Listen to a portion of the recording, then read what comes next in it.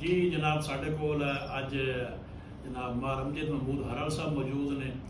तो शायरी ना थोड़ाई सुननी है बकौल जटियाणा साहब दौड़ा भी इतने गजला भी। जी जनाब अमजद साहब दौड़ा। मेरी अख दीदार नू सिक मोई मेरे लेख चू दूरियां काटा वाह काटा परदेस दी शाही ते तख्त दियां जिद पाल खुमारियां साटा वाह ते दुश्मन दियां अर्जी टेकां तो मेरा सजोण धरोइयां खाटा तेरा अमजद सां दा साथ खड़ा हुए अल्लाह वास्ते वतन ते वाह वाह वाह क्या मेरी जपा साहब जी बिस्मिल्लाह। हर एक ख्वाहिश तू जिंद वारोण मेरे दिलबर दा दस्तूर आ वाह मेरी कागज ते तस्वीर भी अमजद ओंदी अख दे कान सरूर आ वाह जिद्दां निखड़े हां ता पक हो जाए